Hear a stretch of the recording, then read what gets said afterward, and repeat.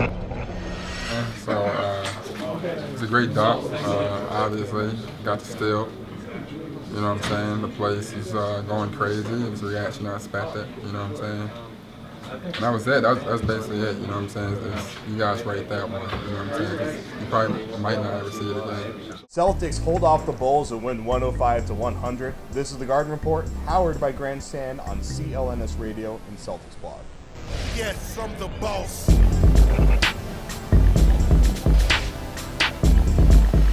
Welcome to the show. I am Jared Weiss from CLNS Radio. With me is Kevin O'Connor from Celtics Blog, SB Nation, About.com, CSNNE. Am I forgetting any? Vantage Sports. Yeah, a couple. Is that all of them? Yeah, I think so. And then Sam Packard, who just writes for WEI. Don't do a lot of writing either. And co-hosts the WEI Celtics podcast with me, which is also on CLNS Radio. Check it out. Let's talk about this game. This was like one of the best games we've had in the Garden all year, pretty much. David Lee and Evan Turner making magic, sweet, sexy fourth quarter magic. Isaiah Thomas scoring no points in the first half and then 20 points in the second half. It was incredible. It was just such a good game. And then Jimmy Butler was buckets all night long. So let's talk about off the top that Evan Turner 360 dunk. It's not really basketball analysis. It was just fun.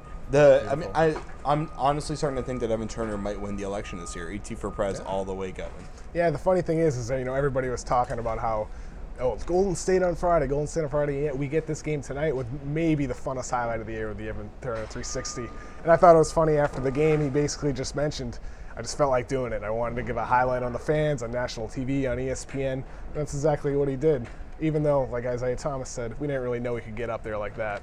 I personally was shocked that he did a 360. At no point did I think he was, one, going to dunk the ball, maybe just a little like bunny dunk, but when he did that, I was just kind of, what? And it was just, I didn't know he could do it because I feel like a lot of times this year he's missed kind of very easy layups in transition. So for him to do that, it was a cool moment. I'm just on the ET train and was just very eager to hear what he said after the game because he's always entertaining. It's a good train to be on. Matt Moore at HP Basketball actually tweeted me tonight saying, you know what, Kevin, you're finally right.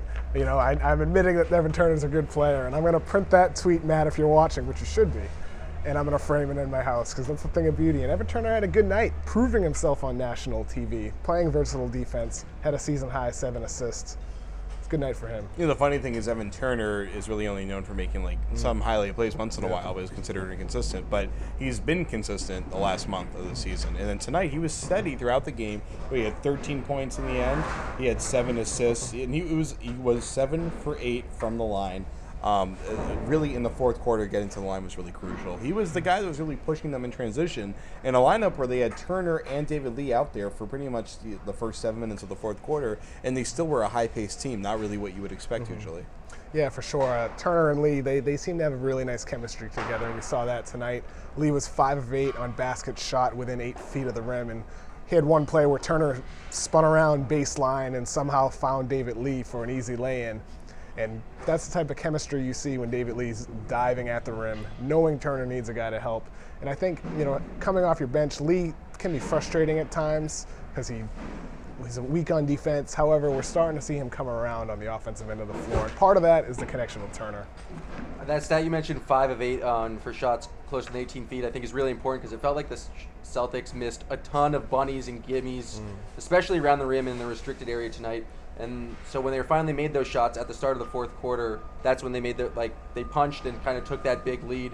And I thought it was kind of funny and interesting how after David Lee had that huge dunk, which I think wasn't actually Evan Turner misdribbling the ball, but somehow turned it into gold, which is such an Evan Turner thing to do. David Lee dunks it and then kind of does the menacing look into the stands. But then they kind of started believing their own hype. And the next 3 possessions, kind of forced it a little bit. Evan Turner, I think, got stuffed by Derrick Rose. David Lee had a turnover, and Brad Stevens called an immediate timeout. So Turner and Lee are great, but only in that kind of small stretch. It's not someone you're going to rely on for a full quarter. Sure.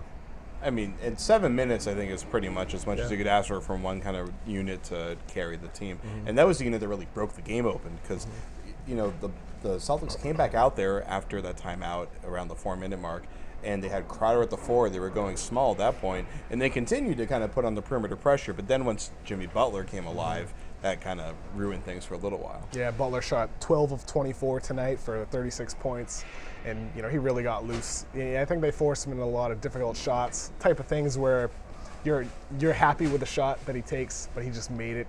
And I think you can live with that if you're the Celtics, because he's really the only guy tonight that went off. Gasol had a pretty solid game, but other than that, you go down the list. McDermott got a few open looks, but they didn't get anything going outside of Jimmy Butler. So the Celtics really had, I don't want to say it could have been, a 10, 15-point win, but if Butler didn't hit some of those tough shots, hey, it could have been easily. Oh, it worked out pretty nicely, Sure I'd did. say. The Celtics won a close game. How about that? For once in the blue moon. So we're going to come back for part 2. We're going to do our grandstand play of the game because it's going to be Isaiah Thomas. What a lopsided game he had. That was pretty fascinating. So we'll be right back on the Garden Report, CLNS Radio, and Celtics Blog. I didn't know he can get up like that, honestly. But he got up, and he had some room to do some more stuff. Like he got high on that stuff. That was definitely the play of the day by far.